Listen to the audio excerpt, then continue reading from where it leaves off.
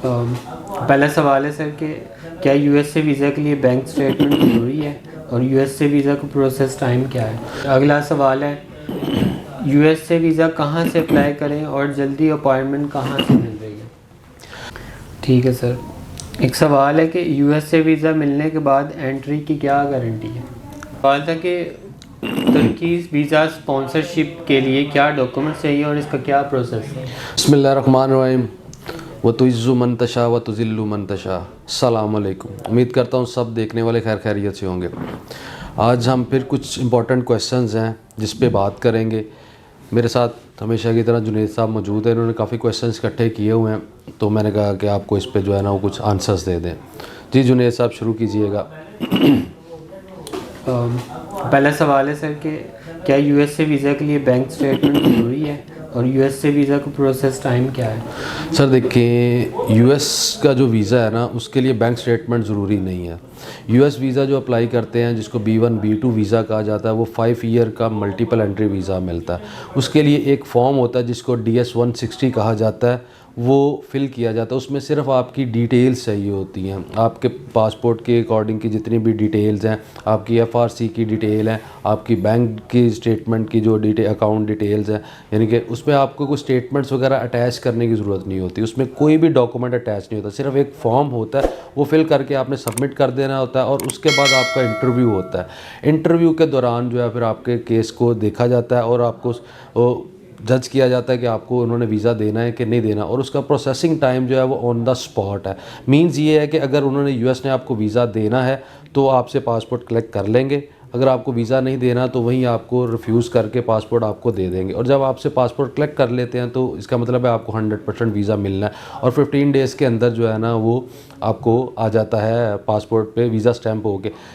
Some cases में जो है ना वो कुछ सिक्योरिटी रिव्यूज़ में भी चला जाता है, जिसकी वजह से वो कुछ थोड़ा सा टाइम ज़्यादा भी हो जाता है। जी सर, अगला सवाल है यूएस से वीज़ा कहाँ से अप्लाई करें और जल्दी अपॉइंटमेंट कहाँ से मिल रही है। देखिए यूएस का वीज़ा आप उसका पोर्टल एक ही है, CGI फेडरल से आप उसको अप्लाई करते हैं, मगर उसके इंटरव्यू प्लेसेस दो जगहों पे है, एक कराची में है और एक इस्लामाबाद में है। कराची और इस्लामाबाद दोनों से उनकी जो अपॉइंटमेंट है वो काफ़ी लेट की मिल रही हैं और कराची की निस्बतन इस्लामाबाद से जो है ना वो थोड़ी सी जल्दी मिल जाती है। अभी जो है T20 वर्ल्ड कप है जिसकी वजह से जो है काफ़ी ज़्यादा उस पर यूएस पे जो है वो लोड हुआ है। तो अगर आपको अर्ली चाहिए अपॉइंटमेंट तो कराची में भी मिल सकती है और उसमें भी मिल सकती है, इस्लामाबाद में भी मिल सकती है। कुछ यहाँ मार्केट में इस वक्त लोग जो है वो अर्ली अपॉइंटमेंट का काम कर रहे हैं। वो इस तरह कर रहे हैं कि वो कुछ सारा दिन टीम बैठी सर्च करती रहती है। अगर कोई अपॉइंटमेंट एम्बेसी के एंड से कैंसिल हुई है या जो किसी ने रीस्केड्यूल किया तो वो कुछ स्लॉट अवेलेबल होती है तो वो फिर अर्ली अपॉइंटमेंट आपको स्केड्यूल करके दे देते हैं।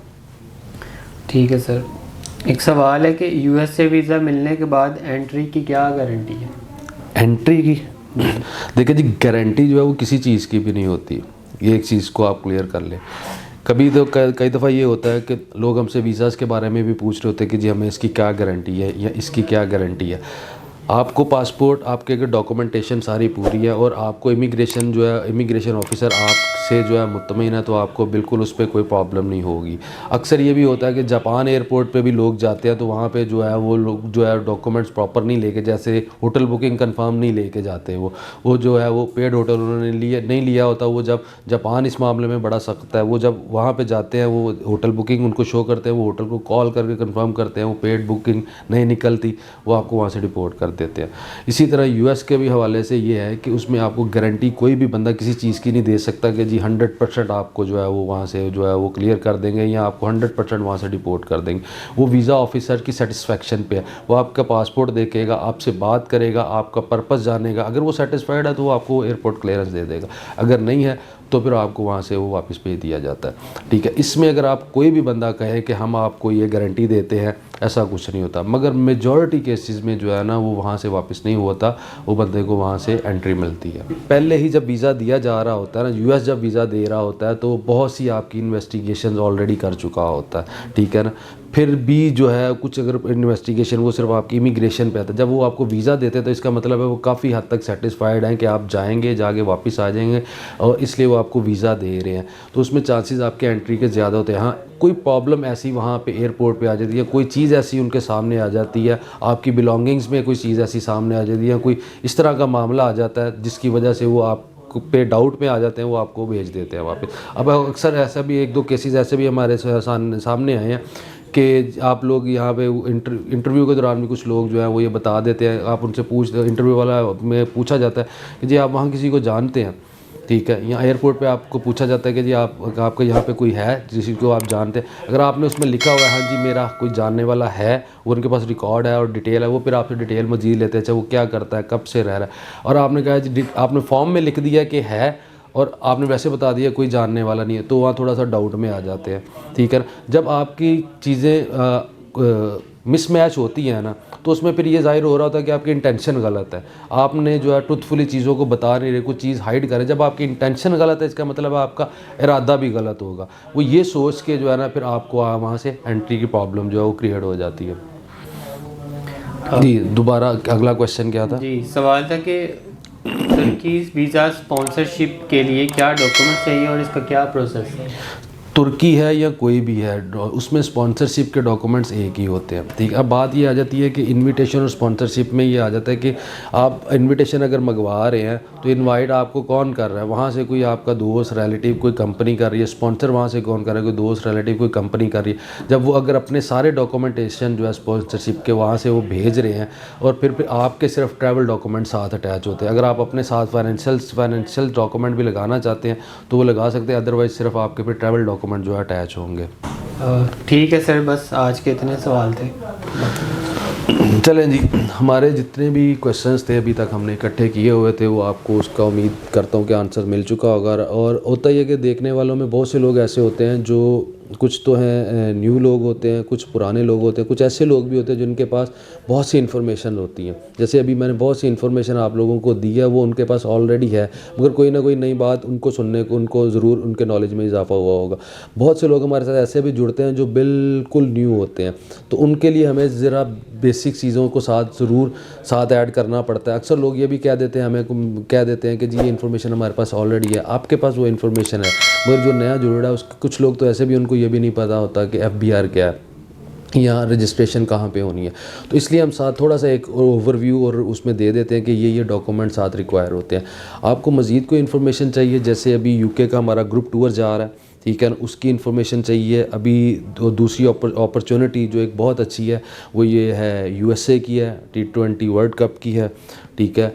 उसके अलावा किसी भी और कंट्री की आपको इन्फॉर्मेशन चाहिए तो मेरी सारी टीम वो आपके पास अवेलेबल है, आपके लिए हाजिर है। सुबह 10 बजे से लेके रात 12 बजे तक मेरे हेल्पलाइन नंबर 0311786414 जो है उस पे ये मेरे जो है टीम मेंबर्स जो हैं वो बैठे हुए हैं, वो आपको इसकी रहनुमाई वीज़ा के बारे में जो आपकी रहनुमाई करते रहेंगे, ठीक है। आप उस पे नंबर पे कॉल कर लिया करें, कॉल करके तो उस पर आप उनके जो भी कुछ आपको इन मालूमात चाहिए आप उससे ले सकते हैं। कई दफ़ा ये होता है कि कॉल का फ्लो जो है ना बहुत ज़्यादा होता है, तो उसमें आपको थोड़ा सा वेटिंग में आना पड़ जाता है कि कॉल आपकी 1-1.5-2 मिनट के लिए होल्ड पे आ जाती है। तो उसका मतलब ये होता है कि जो ऑलरेडी जो मेरे टीम मेंबर्स हैं, जो हेल्पलाइन पे लोग आप लोगों की रहनुमाई कर रहे हैं, वो बिज़ी हैं। जैसे ही वो फ्री होगी तो आपकी कॉल जो क्यू में है वो उनके पास चली जाती होती है, तो काइंडली थोड़ा सा आप उसमें इंतज़ार कर लिया करें। अक्सर हमें ये भी कमेंट्स आ जाते हैं कि जी आपकी कॉल आंसर नहीं हो रही, तो कॉल आंसर इस वजह से नहीं हो रही होती कि आपने अक्सर बहुत से आपने देखा होगा ये कॉल सेंटर्स में जब आप कॉल करते हैं, मोबाइल लिंक पे करते हैं या किसी दूसरे इदारे में कॉल करते हैं, तो हम बहुत से लोगों को इन्फॉर्मेशन चाहिए होती है। तो इसी तरह यहाँ पे भी आप सबकी दुआओं की वजह से हमारे पास भी बहुत से आप जैसे लोग जो हैं, दोस्त जो हैं, जो जाना चाह रहे हैं बाहर, वो रब्ता कर रहे होते हैं, तो कॉल का फ़्लो जो है बहुत ज़्यादा हुआ होता है। तो इसलिए काइंडली अगर कॉल होल्ड पे आ जाती है, होल्ड से मुराद क्यू में आ जाती है, तो आप थोड़ा सा इंतज़ार कर लिया करें। जैसे ही कोई फ़र्स्ट अवेलेबल टीम मेंबर जो हमारा जो है फ़र्स्ट अवेलेबल होगा तो आपको उसी वक्त कॉल आपकी वहाँ पे ट्रांसफ़र हो जाया करेगी। आप वैसे तो मेरा नंबर भी वेबसाइट पे अवेलेबल है, आप वहाँ पे भी रब्ता कर सकते हैं। हमारे ऑफिस के लैंडलाइन नंबर है, वहाँ पे भी रब्ता कर सकते हैं। और कोशिश किया करें कि आप जो है ना आप हेल्पलाइन पे कॉल किया करें, उसी पे व्हाट्सएप पे कर दें। अगर आपको प्रॉपर जो है डिटेल वहाँ पे मिल जाएगी। अगर मेरे नंबर पे आपने किसी ने रब्ता करना होता तो व्हाट्सएप वेबसाइट पे अवेलेबल है, आप उस पर मैसेज ड्रॉप कर सकते हैं, मैं उसको रिप्लाई कर दिया करूँगा।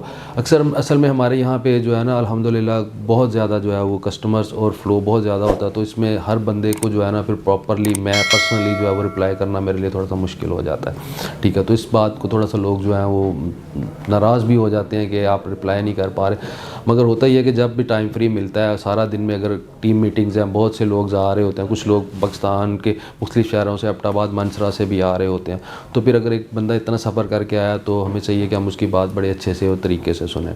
ठीक है, तो फिर इसलिए उनको रिप्लाई करना थोड़ा सा जो है ना आपके व्हाट्सएप मैसेज को मेरे लिए थोड़ा सा मुश्किल हो जाता है। रिप्लाई मैं ज़रूर करता हूँ, मगर ये है कि अगर सपोज़ करें आज सारा दिन बिजी गुजर गया तो शाम में जितने पेंडिंग मैसेज होंगे मैं उस पर रिप्लाई कर दूँगा। बेहतर यह है कि आप हेल्पलाइन पे कॉल करें, अगर आप आ सकते हैं तो आ जाएं, नहीं आ सकते तो आप अपने कंप्लीट डॉक्यूमेंट, जितने डॉक्यूमेंट्स हम आपको बताते हैं असेसमेंट के लिए, वो सारे डॉक्यूमेंट आप हेल्पलाइन के किसी भी मेरे टीम मेंबर को शेयर कर दें। वो असेसमेंट के लिए हमारे पास आते हैं, हम लोग उसको असेस करके फिर आपको सजेस्ट कर रहे होते हैं। अगर आप विज़िट कर सकते हैं तो बिल्कुल कर लें, नहीं कर सकते तो आप अपने डॉक्यूमेंट असेसमेंट जो कि बिल्कुल फ्री ऑफ कॉस्ट है अपनी असेसमेंट करवाएँ। हम लोग उसको असेस करके मेरे टीम मेंबर ही आपको कॉल बैक करके आपको बता देंगे कि सर ने ये चीज़ें आपको सजेस्ट की हैं, आप इसको देख लें। ये ऑप्शन हम क्रिएट कर देते हैं, आपने फिर उसको ऑप्शन को जो है वो सिलेक्ट करना होता है। ठीक है, अपना बहुत ज़्यादा ख्याल रखिएगा। कोई भी आपको क्वेश्चन है, क्यूरी है, हेल्पलाइन पे कॉल करें, हमारे व्हाट्सएप पे आप मैसेज ड्रॉप कर सकते हैं, हमारे पेज पे आप मैसेज ड्रॉप कर सकते हैं। आप उसमें फिर ये है कि अगर आपको इमीडिएट इन्फॉर्मेशन चाहिए तो आप हेल्पलाइन पे कर सकते हैं। अगर आप चाहते हैं कि उस पर आपकी वजह से दूसरे लोगों की भी रहनुमाई हो जाए तो फिर आप कोई क्वेश्चन उसमें रेज़ कर सकते हैं। हमारी कोशिश यही होती है कि जो बहुत से क्वेश्चन ऐसे हैं जिनके हम लोग आंसर कर चुके होते हैं और वो दोबारा से रिपीटली जो है हमसे पूछे जा रहे होते हैं, मगर हम उनको थोड़ा सा स्किप कर देते हैं क्योंकि वो ऑलरेडी वीडियोस पड़ी हुई हैं। अगर आप मेरे चैनल को देखेंगे, चैनल में आपको कुछ वीडियोस मिलेंगे, उसमें बहुत सी आपको जो है ना ऐसी बातें होंगी जिनके ऑलरेडी क्वेश्चन हम लोग जो है ना आंसर कर चुके हैं। हम कोशिश वो करते हैं कोई जो नई इन्फॉर्मेशन या कोई नया क्वेश्चन ऐसा है जिसको बताना ज़रूरी है, तो उस पर हम लोग आपको जो है वो गाइड करते हैं। अपना बहुत ज़्यादा ख्याल रखिएगा। Thank you so much. अल्लाह हाफ़िज़।